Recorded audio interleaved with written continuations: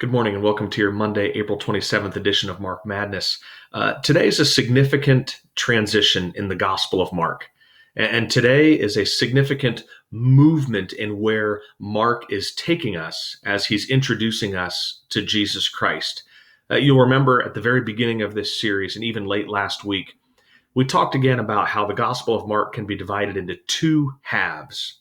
The first half really reveals Jesus' kingship. It reveals Jesus' authority. From the very first sentence in the Gospel of Mark, Mark chapter 1, verse 1, where it reveals that Jesus is the Christ, the Messiah, the Son of God. And then John the Baptist comes along and points people to Jesus Christ. And then Jesus Christ goes out in his ministry and he demonstrates his authority over impure spirits, over sin, over physical brokenness, over death itself. Jesus is revealed as one who has ultimate authority. He truly is Israel's king. He truly is Israel's Messiah. And not only that, in these latter chapters, we've seen that Jesus is not going to simply remain Israel's Messiah, Israel's king, but he's the king for the entire world as he reaches out to the Gentiles. He reaches out to those who are not a part of the nation of Israel. Jesus is truly fulfilling the promise that God gave to Abraham. Remember back in Genesis 12, God promised to Abraham, through you and your seed, the nations will be blessed. This is coming to fruition in Jesus Christ. Well, if the first half of the Gospel of Mark talks about Jesus' kingship and his authority, the second half of the Gospel of Mark talks about what type of king Jesus is, what type of Messiah Jesus is. Specifically, Jesus is a king who goes to the cross. Jesus is a suffering and sacrificial Messiah. And that's the transition we take in the Gospel of Mark today. And it's a great time to dive back into the Gospel of Mark if it's been a while since you've been into it. Just start right here, because these next several chapters especially are going to tell us a lot about who Jesus is, a lot about his mission, his servant mission, his sacrificial mission, and also what it means to be a follower of Jesus Christ.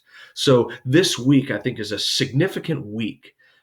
Even though some of the themes are going to repeat itself over the next couple of weeks as we go through Mark 8, 9, and 10, this week is going to be a significant week for getting our bearings straight. So today, I simply want you to read a few verses. I want you to read Mark 8, 27 to 30. And basically what's happening here, and you notice how things slow down. Mark is a very fast-moving gospel. It doesn't always get translated, but the word immediately always appears in the Greek. Immediately Jesus is doing this. Immediately Jesus is doing that. Well, now things slow down. And Jesus and his disciples are at Caesarea Philippi. And he asks them an important question. Who do the people say that I am? What's the word on the street about me? And the word that the disciples report back is relatively positive. Now, we know that the religious leaders are very frustrated and plotting against Jesus, but the word on the street is pretty positive. And we know that from the crowds that are always coming to him. And so they reply, some say you're John the Baptist, some say you're Elijah, some say you're one of the prophets.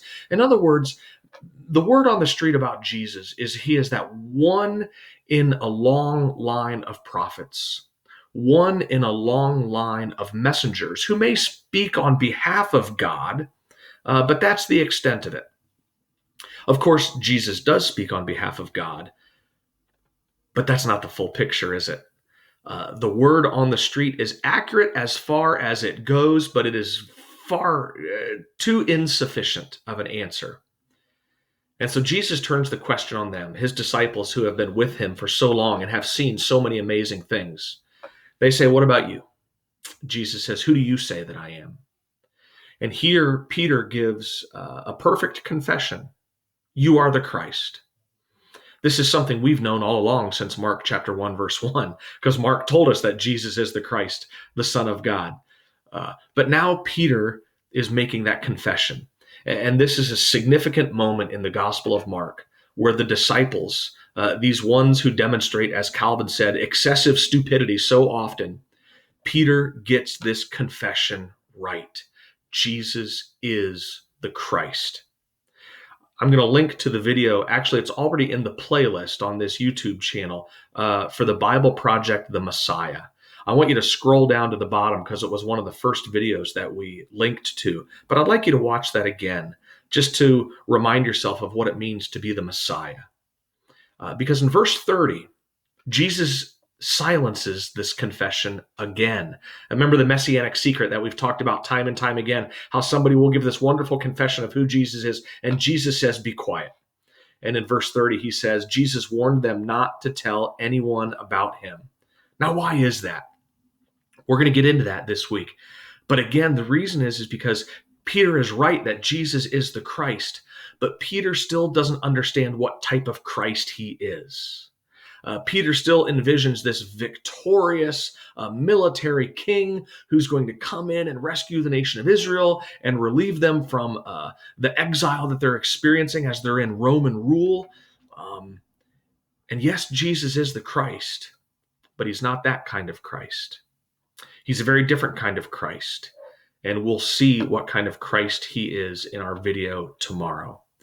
But for today, read this short passage, watch the video on what it means for Jesus to be the Messiah, and let's start to think about what type of Messiah people expected him to be, and sometimes the type of God we want him to be, versus the type of Messiah he actually is, versus the God whom he actually is.